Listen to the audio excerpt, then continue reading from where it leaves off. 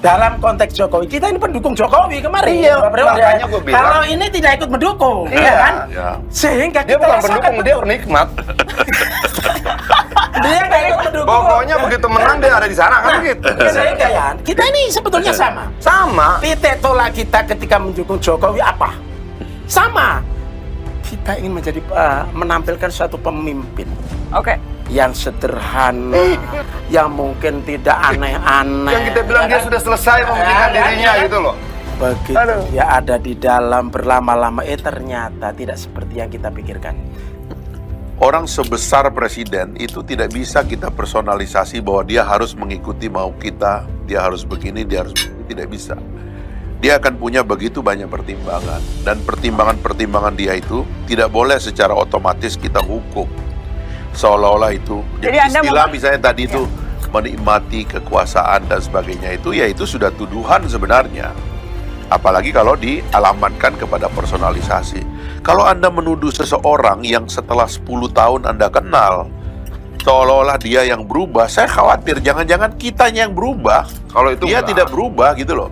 Tadi dikhawatirkan bagaimana bisa netral kalau putra Presiden Jokowi jadi salah satu pemain. Saya nggak tahu itu mungkin pemaknaan lebih jauh. Kan kalau Anda ya, sependapat tapi tidak dengan statement Bang Adian itu? Bagaimana bisa netral kalau pemainnya salah satunya adalah putranya? waktu Pak Jokowi jadi pemain kan dia juga sebagai presiden, ya kan? Dia kan main juga waktu itu. Periode kedua kan dia presiden, dia pemain. Sebenarnya bisa lebih tidak netral karena calon presiden berikutnya kan dia. Ini kan calon presidennya kan Pak Prabowo. Sebagai seorang bapak, kadangkala kita lebih menyayangi anak kita dibandingkan diri kita sendiri. Sebagai bapak, saya rela kalah, asalkan anak saya tidak kalah. Itu dua hal yang berbeda ketika contohnya Fahri Hamzah tadi, dia pernah menjadi calon juga. Dan saat dia menjadi calon, dia jadi presiden. Itu dua hal yang berbeda. Kecuali lu tidak memahami bagaimana rasanya menjadi seorang bapak. Wakil Ketua Umum Partai Gelora, Fahri Hamzah, mengungkapkan bahwa ada sejumlah faktor krusial yang menyebabkan Presiden Jokowi akhirnya menjatuhkan dukungan ke Prabowo Subianto dibandingkan ke Ganjar Pranowo di Pilpres 2024. Menurut Fahri Hamzah, dari 3 capres yang ada saat ini, harus diakui Prabowo Subianto yang paling independen dan paling loyal untuk meneruskan program Presiden Jokowi. Sementara Ganjar Pranowo dianggap Jokowi dikendalikan oleh kelompok lain, yakni parpol pengusungnya. Bahkan Jokowi merasa ditelikung Ganjar karena menolak hingga dibatalkannya Indonesia menjadi tuan rumah Piala Dunia U20.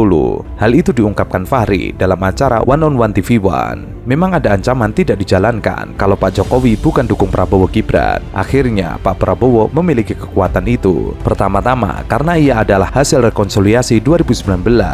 Kedua, dia nampak yang paling loyal untuk meneruskan apa yang sudah dikerjakan Jokowi. Di antaranya, menurut Fahri soal kereta api cepat, IKN, dan hilirisasi. Bahkan untuk dihilirisasi, dugaannya Prabowo bersama Jokowi ngotot dengan hilirisasi ketika lobi-lobi para eksportir sumber daya alam dan bahan mentah hebat sekali di negara ini, sehingga hilirisasi selama ini tidak sanggup dibuat. Padahal soal hilirisasi ini adalah pondasi dari industrialisasi Indonesia menjadi negara maju. Kekhawatiran jika Ganjar Pranowo menjadi presiden, ia akan dikendalikan oleh kelompok lain yakni parpol PDIP.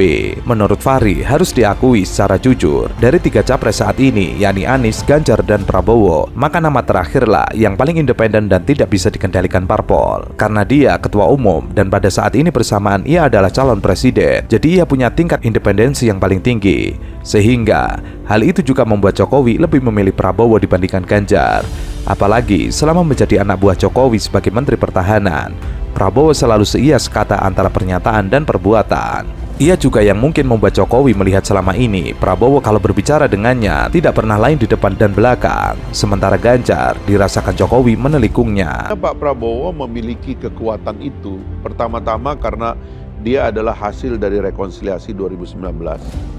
Yang kedua, dia yang nampak paling loyal untuk meneruskan apa yang sudah dikerjakan oleh Pak Jokowi.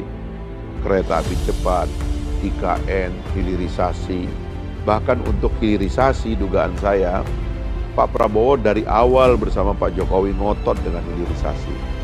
Ketika lobi-lobi para eksportir sumber daya alam, eksportir bahan mentah, hebat sekali di negara kita ini, sehingga selama ini hilirisasi tidak pernah sanggup kita bikin Padahal ini adalah fondasi. Memang Kita tidak bisa hindari bahwa di antara calon-calon ini memang Pak Prabowo yang kelihatan paling independen ya. Karena dia kan ketua umum, pada saat yang bersamaan dia juga adalah calon presiden. Jadi dia punya dia punya tingkat independensi yang paling tinggi. Sehingga mungkin ini yang menyebabkan Pak Jokowi juga melihat Pak Prabowo selama ini kalau ngomong sama saya nggak pernah lain di depan, lain di belakang. Menurut Fahri, Jokowi merasa ditelikung Ganjar karena Piala Dunia U20 yang menjadi programnya digelar di Indonesia batal karena penolakan Ganjar. Di situ momennya, masalah Piala Dunia akhirnya Jokowi putuskan dukung Prabowo. Ia tidak bisa memasuki wilayah yang semua mungkin kontroversi, tapi bisa dibaca soal-soal ruang publik. Ia sendiri melihat dan merasa di mana presidensialisme sering diterpedo oleh kaki tangan parpol di pemerintahan. Ke depan, semua harus sadar parpol untuk stay di dapur, jangan terlalu banyak bermain di infrastruktur negara dari belakang. Apalagi kalau infrastrukturnya itu lembaga keamanan, maka harusnya tidak boleh sama sekali. Menurut Fahri, Jokowi sering melihat ada pemain-pemain di luar dirinya yang secara prerogatif sebenarnya diberikan hak oleh konstitusi untuk mengontrol jalannya negara. Tapi di belakang sana ada pemain-pemain ia lihat loyalitasnya ada pada pihak luar, yakni kepada parpol dan pihak lain. Hal itu yang membuat Jokowi kecewa. Seseorang itu kalau sudah jadi presiden, itu jejak partai dalam dirinya itu hilang. Karena dalam tradisi kita bernegara itu, loyalitas itu adalah kepada rakyat, jadi kepada bangsa. Itulah yang disebut oleh para demokrat lama dulu. Dia bilang, when loyalty to my country begin, loyalty to my party end. Kalau loyalitas kepada negara dan bangsa mulai, maka loyalitas kepada partai berhenti sebenarnya. Jadi Presiden Jokowi sebagai presiden adalah milik rakyat. Karena yang membuat dia berkuasa itu kan karena dipilih oleh rakyat. Partai politik kan hanya mencalonkan. Tidak dipilih tidak jadi apa-apa gitu. Nah, sebagai presiden dia tentu kepala negara, kepala pemerintahan. Dia memimpin pemerintahan, tapi dia juga memimpin negara. Dia memikirkan apa yang menjadi masa depan bangsa ini gitu. Sehingga dalam politik dia wajar kalau bertanya kepada lawannya, yang mantan lawannya 2 kali ini, ya Pak Prabowo, gimana 2024? Dan Prabowo seorang yang terkenal loyal itu jawabannya clear. Pak, saya terserah Bapak. Kalau saya didukung ya saya maju. Gitu. Kalau Bapak menyetujui, saya maju. Kira-kira begitu. Bang, tapi Nah, pernyataan seperti ini saya kira ya itu buat Pak Jokowi itu berkesan sekali. Menurut Fahri, campur tangan parpol ke beberapa lembaga strategis negara terlalu kuat, termasuk jika kader parpol dijadikan menteri, maka loyalitas kepada parpol harus dihentikan demi rakyat.